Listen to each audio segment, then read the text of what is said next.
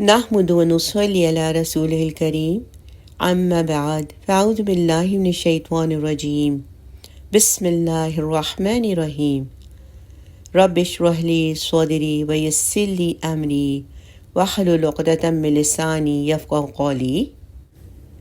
اللہ کے رسول صلی اللہ علیہ وسلم کی سب سے پہلی زوجہ مطہرہ کا نام خدیجہ بنت خویلد رضی اللہ عنہا تھا۔ ان کا تعلق قریش کے ایک ممتاز خاندان بنو اسد بن عبد العزیٰ بن قصی سے تھا۔ اس طرح نسب اور شرف کے لحاظ سے یہ نہایت ہی بلند پایہ خاتون تھیں۔ نہ صرف دور اسلام میں بلکہ جاہلیت میں بھی ان کا لقب طاہرہ تھا۔ سیدہ خدیجہ رضی اللہ عنہا کو اہل مکہ نے ان کے شرف اور اعلیٰ مقام کی بدولت سیدۃ النساء قریش کا لقب دیا ہوا تھا، اور پھر جب ان کی شادی اللہ کے رسول صلی اللہ علیہ وسلم سے ہوئی تو قرآن مجید میں ان کو ام المؤمنین کا خطاب دیا۔ اللہ کے رسول صلی اللہ علیہ وسلم نے اپنے ارشاد میں انہیں افضل النساء اہل الجنہ کا لقب دیا ہے۔ قصی پر جا کر اللہ کے رسول صلی اللہ علیہ وسلم اور سیدہ خدیجہ بنت خویلد رضی اللہ عنہا کا نسب آپس میں مل جاتا ہے۔ قصی بن کلاب وہ پہلے قریشی ہیں جنہوں نے مکہ مکرمہ میں قریش کی حکومت قائم کی۔ اس سے پہلے مکہ کی حکمرانی اور بیت اللہ کے انتظام میں ان کا کوئی حصہ نہ تھا۔ سیدہ خدیجہ رضی اللہ عنہا کے شجرہ نسب پر نظر ڈالتے ہیں تو اس سے اندازہ ہوتا ہے کہ یہ خاندان کتنا معزز اور محترم تھا، اور اس خاندان کا تعلق اللہ کے رسول صلی اللہ علیہ وسلم کے ساتھ کتنا گہرا تھا۔ سیدہ خدیجہ رضی اللہ عنہا کے دادا اسد بن عبد العزیٰ کی بہت سی اولاد تھی۔ سب سے بڑے بیٹے مطلب تھے، پھر خویلد جو سیدہ خدیجہ رضی اللہ عنہا کے والد تھے، پھر نوفل جن کے صاحبزادے ورقہ بن نوفل تھے جو عیسائی ہو گئے۔ وہ عربی زبان لکھنا جانتے تھے، چنانچہ انجیل کو وہ عربی میں لکھا کرتے تھے۔ آخری عمر میں ان کی بینائی جاتی رہی۔ جب اللہ کے رسول صلی اللہ علیہ وسلم پر پہلی وحی نازل ہوئی تو سیدہ خدیجہ رضی اللہ عنہا اللہ کے رسول صلی اللہ علیہ وسلم کو ان کی خدمت میں لے گئی۔ انہوں نے نہ صرف آپ صلی اللہ علیہ وسلم کو تسلی دی بلکہ اپنی مکمل حمایت کی یقین دہانی بھی کرائی۔ سیدہ خدیجہ کی پھپھی ام حبیب یہ اللہ کے رسول صلی اللہ علیہ وسلم کی والدہ محترمہ سیدہ آمنہ بنت وہب کی نانی تھیں۔ سیدہ خدیجہ رضی اللہ عنہا کے والد خویلد بن اسد صاحب اولاد تھے اور اپنے قبیلے کے سرکردہ افراد میں سے تھے۔ ان کے سب سے بڑے بیٹے حزام تھے، جن کے بیٹے حکیم کو دارالندوہ کا منتظم بنایا گیا تھا۔ سردار خویلد کے ایک بیٹے کا نام عوام تھا، جن کی شادی اللہ کے رسول صلی اللہ علیہ وسلم کی پھپھی سیدہ صفیہ بنت عبد المطلب رضی اللہ عنہا سے ہوئی تھی۔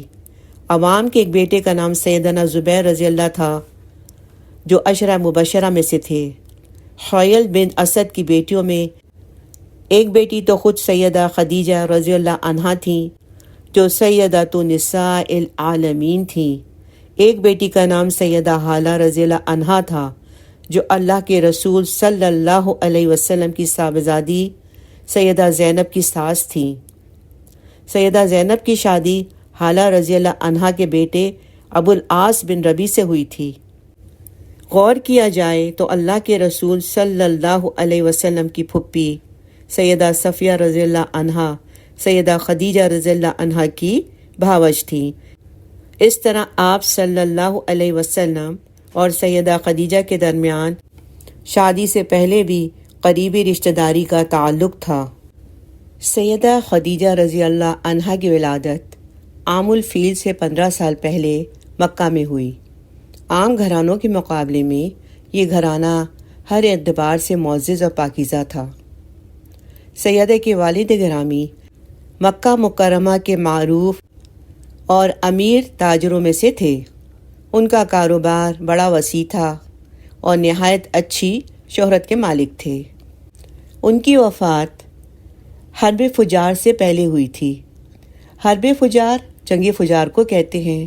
اس میں قریش اور ان کے حلیف کنانہ ایک طرف تھے، جبکہ ان کے مقابل قیس بن علان تھے۔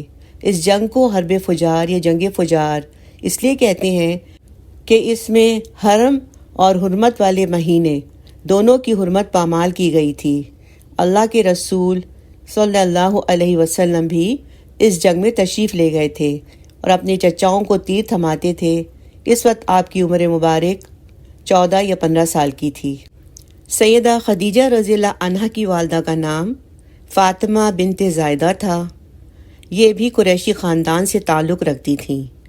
عربوں میں نسب کا خاص خیال رکھا جاتا ہے۔ قریش کا صحیح ترین نسب نامہ 21ویں پشت میں نزار بن معاد بن عدنان تک ہے۔ سیدہ خدیجہ رضی اللہ عنہا کے نسب نامے کی ایک خصوصیت یہ ہے کہ اتنی پشتوں تک سیدہ خدیجہ رضی اللہ عنہا کی دادیوں کے نام بھی محفوظ ہیں، اور اسی طرح 6 پشتوں تک ننہیالی سلسلے کی نانیوں کے نام بھی کتابوں میں درج ہیں۔ رسول اللہ صلی اللہ علیہ وسلم کے عقد نکاح میں آنے سے پہلے سیدہ خدیجہ رضی اللہ عنہا کی 2 مرتبہ شادی ہو چکی تھی۔ سیدہ خدیجہ رضی اللہ عنہا کی پہلی شادی عتیق بن عابد بن عبداللہ مخزومی سے ہوئی تھی۔ ان کی وفات کے بعد ابو حالہ بن زرارہ تمیمی سے ہوئی۔ بعض سیرت نگاروں کے مطابق پہلا نکاح ابو حالہ بن زرارہ تمیمی سے ہوا اور اس سے ہند بن ابی حالہ پیدا ہوئے۔ اسی وجہ سے سیدہ خدیجہ رضی اللہ عنہا کی کنیت ام ہند تھی۔ ان کی تربیت کاشان نبوت میں ہوئی۔ یہ مسلمان ہوئے۔ انہوں نے معرکہ بدر میں شجاعت کے جوہر دکھائے اور جنگ احد میں بھی شریک ہوئے۔ 36 ہجری میں جنگ جبل میں شہید ہوئے۔ عتیق بن عابد مخزومی سے خدیجہ رضی اللہ عنہا کے ہاں ایک بیٹی پیدا ہوئی جو ام محمد کی کنیت سے مشہور ہوئی۔ جب ان کے دوسرے خاوند کی وفات ہوئی تو اس دور میں بیوہ یا مطلقہ کی شادی عدت گزرنے کے فوراً بعد کر دی جاتی تھی۔ سیدہ خدیجہ رضی اللہ عنہا کو قریش کے بڑے بڑے سرداروں اور معروف شخصیات نے پیغام نکاح بھیجا، مگر انہوں نے انکار کر دیا۔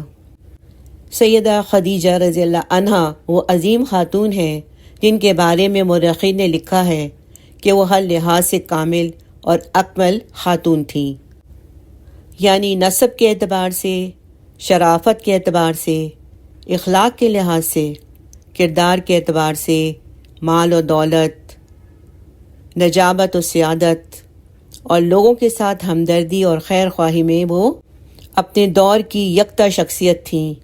بلا شبہ جس نے بھی ان کو پہلی مرتبہ طاہرہ کا لقب عطا کیا اس نے 100% درست لقب سے پکارا اور یاد کیا۔